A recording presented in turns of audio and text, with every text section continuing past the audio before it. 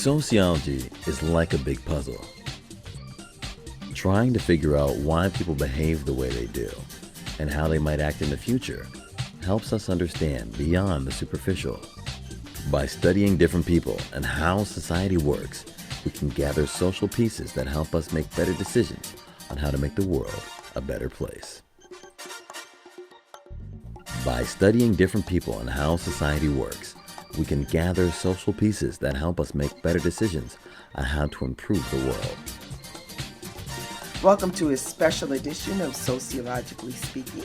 I'm your host, Rina Risper, and we're bringing you an exciting episode of Then and Now Confronting COVID-19 in Ingham County and how it impacted the BIPOC community. Today we are going to be speaking with Ernie and Janice Cabule. Ernie was the second person to be admitted to the hospital with COVID, and while he was there, his wife Janice also contracted COVID.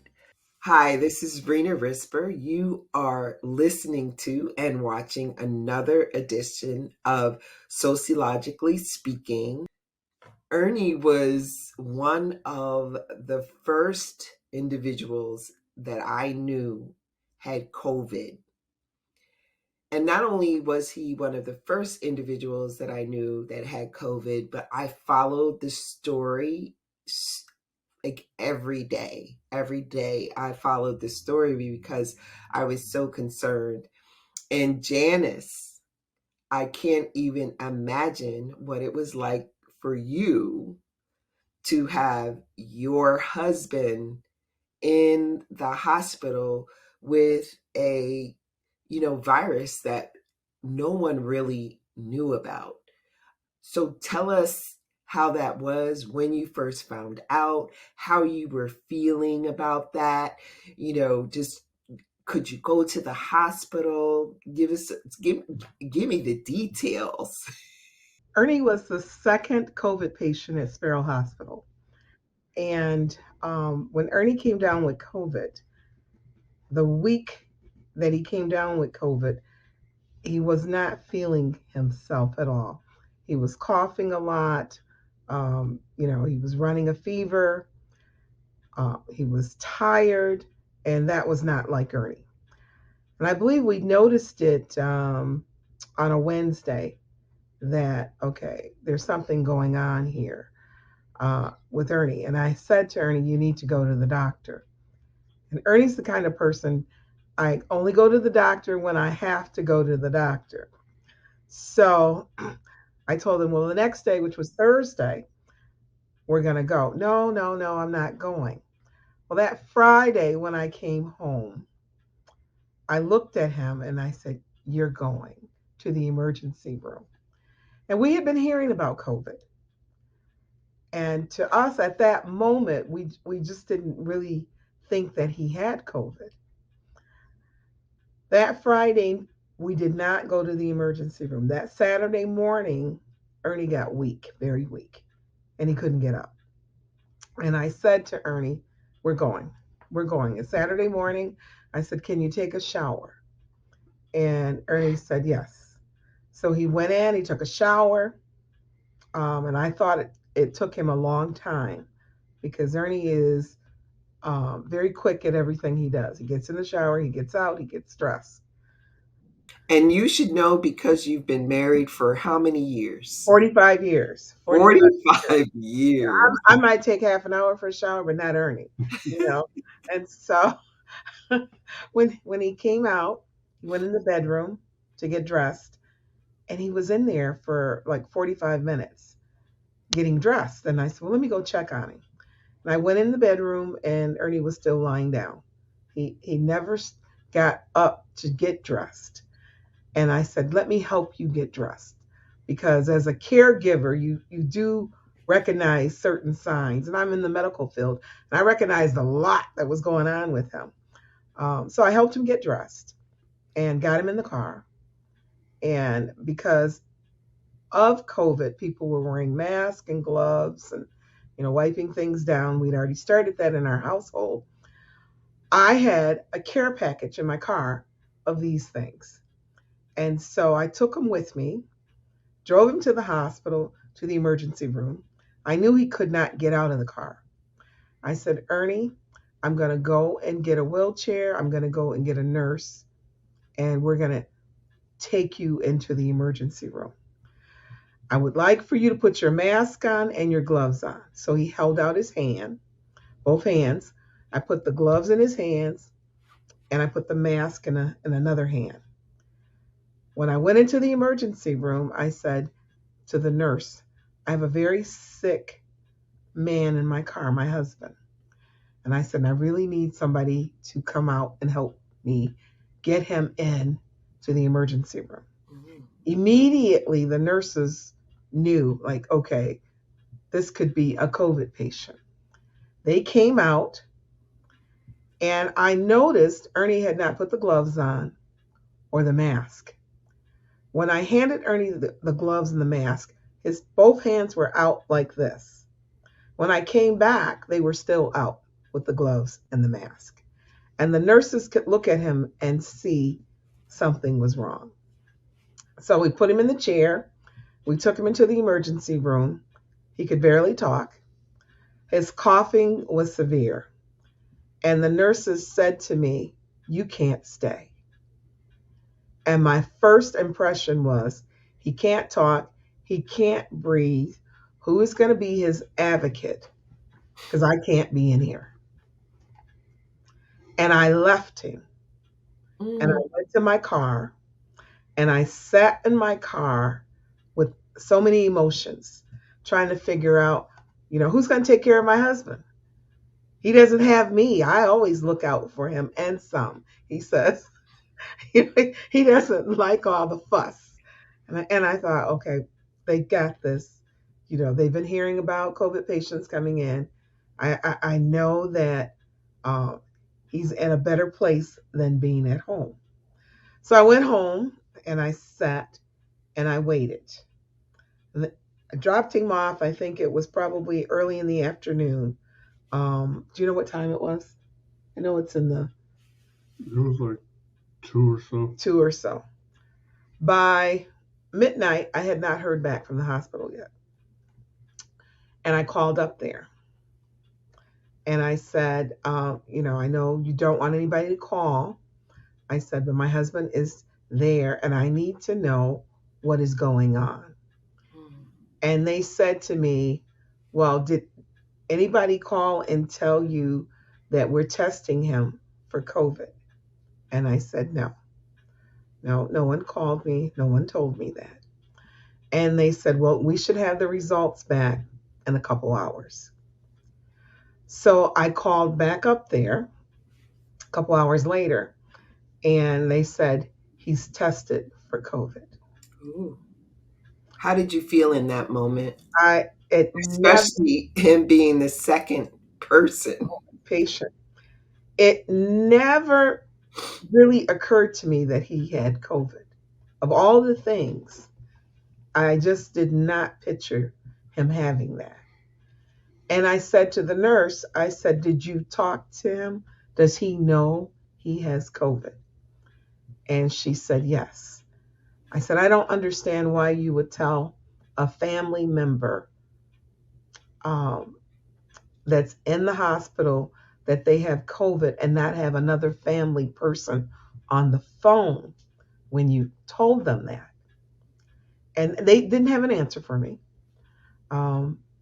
But they respected me for at least saying that to them. So I said, well, can I talk to him? And they were like, well, we can put the phone in the room. Because with the COVID patients, they didn't have anything in place. The phones weren't in the room. They didn't really know what to do with them. And so they went in there. And I said, Ernie, I said, how are you doing?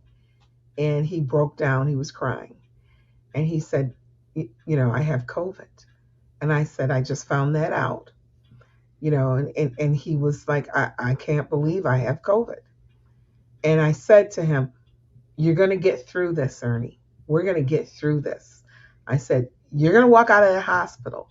And from day one, I told him that. Every time I talked to him, I would tell him, "You're going to walk again, Ernie," because there was times he couldn't walk. I said, "Ernie, you're going to walk out of that hospital and you're going to be back to your old self." He didn't believe he was ever going to be himself again.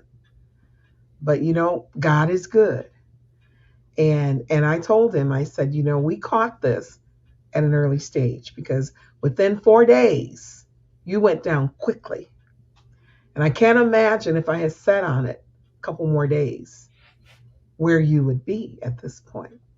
I said, and we're in a hospital where they were prepared. Sparrow was prepared for the COVID patients to come in. They had the tents set up outside. They weren't bringing people in. They were wiping everything down. They weren't allowing people to move around, even in the front door. You got in and you had to leave. I commend the nurses and the doctors that were going through this phase because it was a learning experience for everybody. Everybody. And I learned a lot on how to deal with the nurses and the doctors. Things that most people would not understand or hope to ever have to go through to Do be you an advocate. do you think that your medical background helped you with that? Oh, absolutely, absolutely. Um, the doctors that I have worked for have been aggressive doctors and treatments, and they've also been very knowledgeable, very smart. And of course, they surround their staff the same way. I I don't think if you had no experience, I think it would have been difficult, but I think you could have done it. My experience elevated me more, and and and I learned that it's all in how you talk to people. Because with the nurses, I was always grateful when I would talk to them. I would call every morning, every afternoon, and every evening, 3 times a day. They knew when my call was coming. When the shifts would change, 5 a.m. in the morning, you know, lunchtime, dinner time, and they were waiting for me. And I wanted to know what was his prognosis today, what was his labs, how was he today, um, you know, are there things that I need to be working on my end? And they would share that information with me. And then I would send them treats. Let me tell you, nurses like treats because during COVID, they didn't have time to eat. They were on 24/7. And so I found out this information from one nurse. And she said, you can send us food, but we really can't get to most of that food. But snacks are great. So I developed a relationship with one of the bakeries, and I would send them brownies and cookies and things like that. And then I would send for all 3 shifts because I found out if you send stuff to the first shift, they don't share it with the second shift or the third shift. This is all really, really, really interesting. You should write a book about how you should treat personnel. Personnel. I mean, because that is really important. We're going to be taking a short break, and after we come back from the break, we're going to be talking to Janice about her experience with COVID as well. We'll be right back.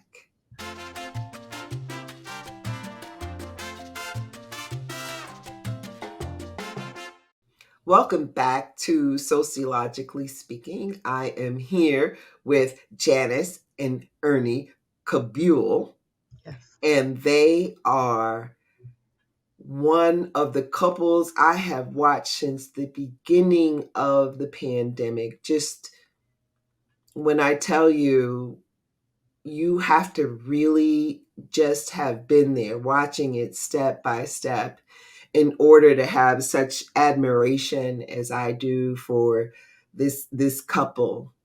And after Ernie was in the hospital for a long time, then Janice contracted COVID-19. So Janice, tell us a little bit about how that happened and what you were doing. And, I can't even imagine how your psychological and sociological self was thinking at the time when it happened to you.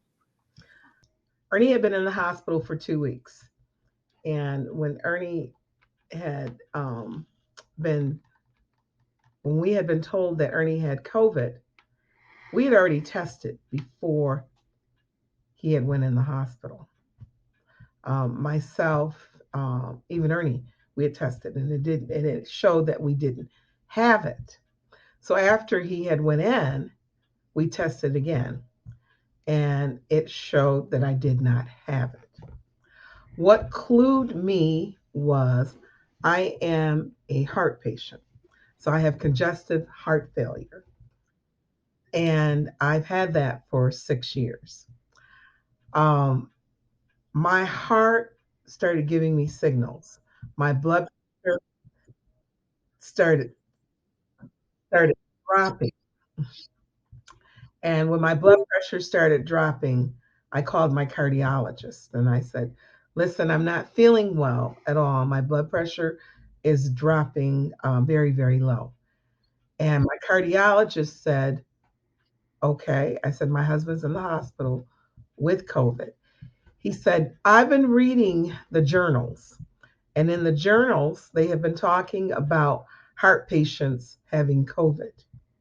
And one of the symptoms for heart patients was their blood pressure dropping. And he said, I want you to go to the hospital and we're going to admit you.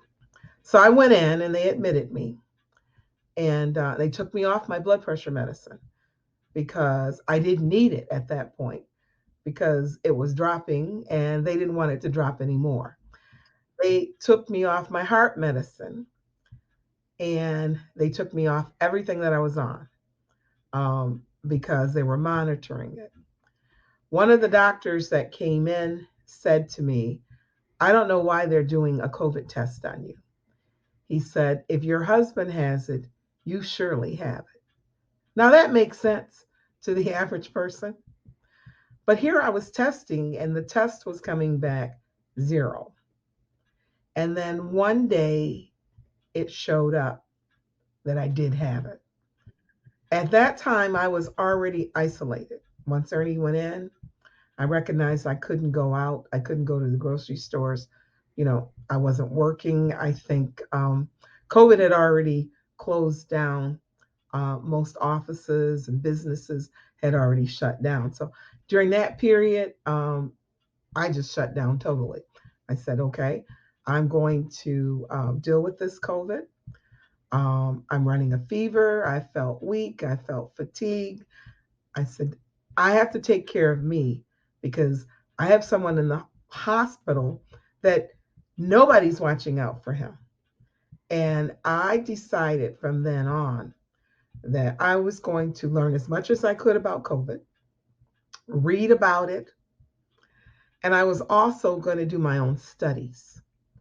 And one of the things that I found out was in the beginning, they were telling you that you needed to stay home for 7 to 14 days with COVID. And I learned from my experience the longer you stayed home and stayed away from people, you recovered better. Now, the new studies are saying 5 days and you can go back. I know for a fact in 5 days you are not better, but the economy has to run, the businesses have to run. And as far as they're concerned, in 5 days, they feel like you can't infect anyone. But who infected me? Because Ernie was already in the hospital when I came down with it, and I wasn't going anywhere. I believe it's in your body, it's sitting there, it's dormant because um, me being a heart patient, it attacked my heart. And that's what COVID does. It finds a way to find that weakness in your body. Ernie had cancer the year before, prostate cancer. And so I think that was his weakness. Plus, Ernie had sinus issues. He's had sinus surgeries, trying to correct that.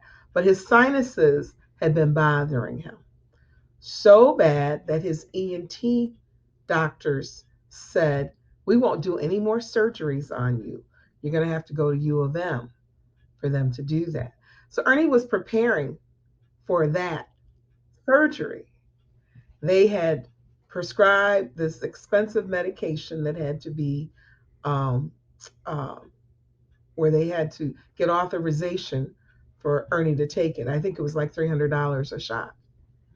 And it was an injection that he had to give himself. Was it daily? I don't remember. Well, we never got to use it because he was in the hospital. What we do know from the COVID is that Ernest's sinuses cleared up. How about you? How about you and your high blood pressure? My blood pressure, after being in the hospital for a week, the doctor said, "You're doing absolutely wonderful." He said, "I'm going to send you home to recover," because I could get up and I could dress myself, I could feed myself, and I could walk around. Those were signals for them that I was okay. If you couldn't do any of those things, they were going to keep you. Well, I knew I had to get up and I knew I had to walk because who was going to take care of me? That part. Yes. But my statistics, I think, are right on, because I lived it and I saw it. Ernie had the worst case of COVID. I had the mildest case of COVID. And I told people there are stages of this COVID, and you got to recognize what stage are you in. Clearly, if you can't walk, can't talk, and you can't eat, you're not in the first stage. There's second stages. My younger daughter has had COVID 3 times, Mm. and they've been very severe for her. She has an autoimmune um, disease that prevents her from getting the COVID injections. Wow. You know what? That's another thing. Whereas, um, we really need to discuss that issue. That there were some people who could not get the shot, as well as the people who were fighting against it like vehemently for, you know, I don't know if they had an apparent reason, but for me, I was thinking there's no sense of having violence to go along with what is going on right now. I think that for me, that was the first time I had actually felt so afraid of just Mhm. going outside. And in the beginning, people were wearing, you know, you didn't want to touch anybody. If you said you had COVID, people were acting like you were, the scourge of the earth. Or, and it's something that we really need to start talking about now. We need to start talking about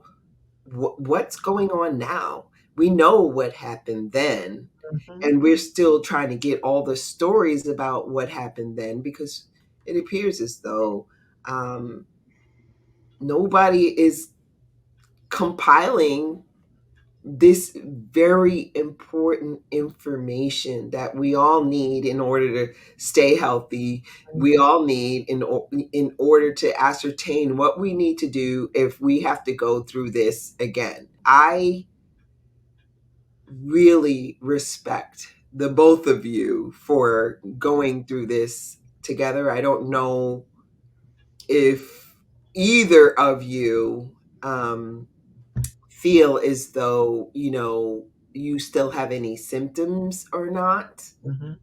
Long term, we both do. Um, my youngest daughter even worse. I will say that even though I feel like they're stage 1, and I'm gonna say Ernie's 10. I feel like there's some other stages in there that people are not aware of. My younger daughter went to the hospital with her symptoms early on, back in January. He went in March, and they sent her home. She thought she couldn't breathe. Her chest was hurting, everything. They gave her antibiotics, they gave her all kinds of things, but they didn't know then that it was COVID. We have since found out those were her COVID symptoms. And every time she got it back, she had the same symptoms all three times. Wow. So we know that it does repeat itself, the same symptoms. Do you know of any long-term COVID groups here in the Lansing area, Ingham, Eaton, or Clinton? I know there's a website um, that people can go on. I don't know about the groups in Ingham County, but I know there is a national website that you can go on and talk to people. You know, in my humble opinion, we need a support group right here. We Yes. need Yeah. Ingham, Eaton, and Clinton to come together and start collecting this data so that we could figure out, what and people have different symptoms. Yeah. They had different symptoms. They are there are symptoms that stayed with them, but for the next person it could be like a ringing in the ears. We need something in Ingham, Eaton, and Clinton County. It's going to be relatively important. Ernie, I see you sitting over there. He's like, Janice has this whole thing down. And he's like, tell her, babe. Do you have any last words for anyone who is suffering with long-term COVID or PTSD? Ernie, do you think that having a group would help? I think that having a group would help for people to understand certain symptoms or conditions that they may have. Odd that you bring it up because I have a friend of mine who's a PA, physician's assistant, and he came down with COVID, and he was asking me about my symptoms, and he was suggesting also the same thing, that I need to take part or join a long-term COVID, group if such a thing exists. But I don't know of any in the Lansing area. But I think that would help people understand that what they're going through, they're not necessarily alone, that other people are experiencing the same things that they are.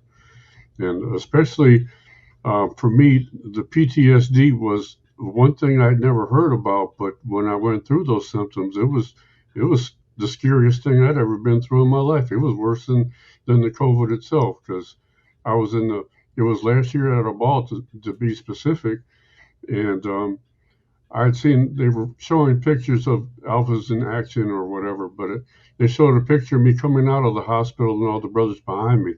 And I loved the picture. It's a nice picture. But all of a sudden, for whatever reason, it triggered me that time to think about all the things that I went through when I was in the hospital.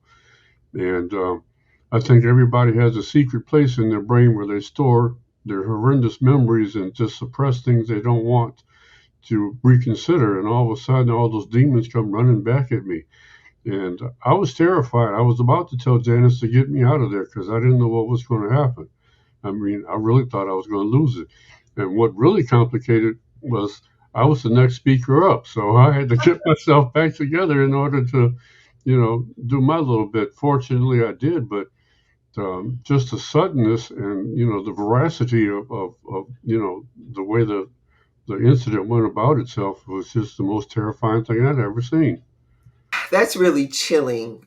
For the listeners, when Ernie is talking about this ball, it is for Alpha Phi Alpha, which is a black fraternity started in, I think, 1909. 1906. 1906. I almost had it. Started in 1906. And they have a ball every year. So Ernie was in was it a white tux? Yes, White well, tux I'll jacket. set on white. I was the ball chairman, and it was a very successful ball, and everybody enjoyed it. But it was, I had a few moments there, but fortunately, everything came out all right. And the One ball that felt that's so tremendous. wonderful. I am glad that the both of you are all right. Yeah. And I am looking forward to, you know, just getting back with you for the both of you for a second go around because Absolutely. we really didn't have enough time. I really am curious about the symptoms that people still have so we can figure out a way that we can help them. Thank Yeah. you both. Our Well, thank pleasure. you. Yes, thank you. And that brings us to the end of our second episode of Then and Now Confronting COVID-19 in Ingham County and beyond. We've explored some fascinating insights and have taken a deep dive into the sociological implications of this unprecedented pandemic.